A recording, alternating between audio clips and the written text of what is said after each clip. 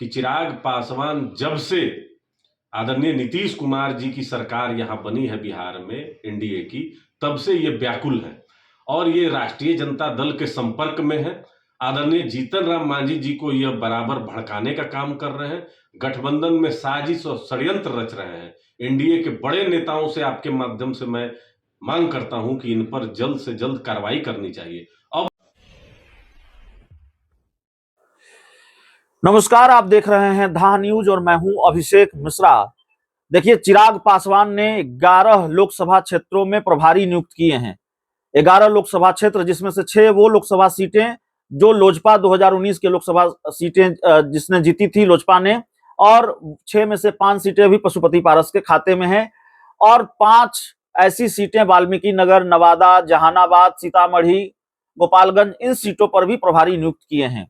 माना यह जा रहा है कि चिराग पासवान भारतीय जनता पार्टी पर प्रेशर बढ़ा रहे हैं।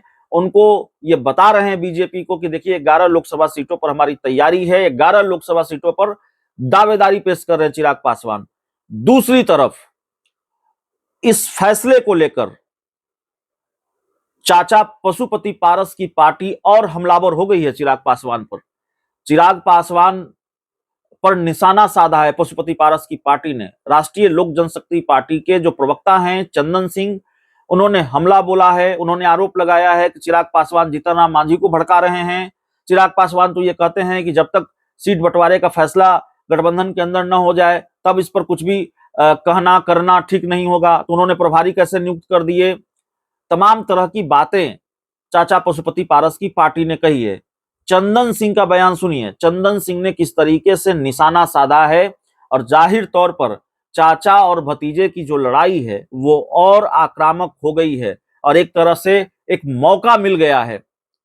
चिराग पासवान ने अगर 11 लोकसभा क्षेत्रों में प्रभारी नियुक्त किए हैं, उनकी पार्टी ने नियुक्त किए हैं, ये फैसला लिया गया है, तो उनकी पार्टी की तरफ से ये कहा जा सकता है कि ये चुनाव की तैयारी है। लेकिन ये सामान्य नहीं है, ये प्रेशर पॉलिटिक्स हो सकता है, ये एक तरह का खेल हो सकता है। इसको इस तरह से देख सकते हैं कि अगर ये चर्चा है कि चिराग पासवान बहुत सहज नहीं है नीतीश कुमार के एनडीए में आने से और उनकी बातचीत आरजेडी के नेताओं से होती है, वो आरजेडी के संपर्क में हैं, उनके पास वो विकल्प है, उस विकल्प के बारे में वो सोच रहे हैं, तो जाहिर तौर पर इसका मतलब यह भी हो सकता है कि वो एनडीए से अलग होने की भूमिका तैयार कर रहे हो। बहरहाल, रालोजपा के जो प्रदेश प्रवक्ता हैं चंदन सिंह, उन्होंने क्या कहा है, जरा सुनिए। तो तय था चरागा हर एक घर के लिए, आज मयसर नहीं शहर के लिए। देखिए, चिराग पासवान एनडीए गठबंधन में कहने के लिए हैं, लेकिन आज उन्होंने अपने पार्टी के तरफ से लोकसभा प्रभारियों की लिस्ट जारी की 11, जिसमें जनता दल यूनाइटेड के भी सीटों पर है, भारतीय जनता पार्टी के सीटों पर भी है और लोक जनशक्ति पार्टी के भी सीटों पर है। जो चिराग पासवान पहले कहते थे कि जब तक गठबंधन के अंदर सीटों पर बात नहीं होगी, फैसला नहीं होगा, तब तक इस पर कुछ भी कहना गठबंधन धर्म के खिलाफ होगा। लेकिन आज उन्होंने बहुत जल्दबाजी में 11 प्रभारियों की लिस्ट जारी कर दी और ये वही प्रभारी हैं जो किसी न किसी लोकसभा क्षेत्र से लड़ने के लिए इच्छुक है।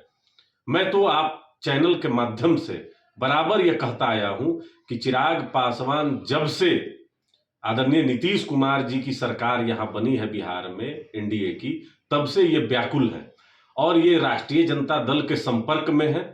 आदरणीय जीतन राम मांझी जी को यह बराबर भड़काने का काम कर रहे हैं, गठबंधन में साजिश और षड्यंत्र रच रहे हैं। एनडीए के बड़े नेताओं से आपके माध्यम से मैं मांग करता हूं कि इन पर जल्द से जल्द कार्रवाई करनी चाहिए। अब तो स्थिति स्पष्ट हो गई है और भारतीय जनता पार्टी को इसमें चेत जाना चाहिए, समय से पहले कार्रवाई करनी चाहिए, क्योंकि अब चिराग पासवान ने स्पष्ट कर दिया है कि वह बगावत करेंगे और बीजेपी के भी सीट पर चुनाव लड़ेंगे, वो जनता दल यूनाइटेड के भी सीट पर लड़ेंगे और राष्ट्रीय लोक जनशक्ति पार्टी के भी सीट पर लड़ेंगे।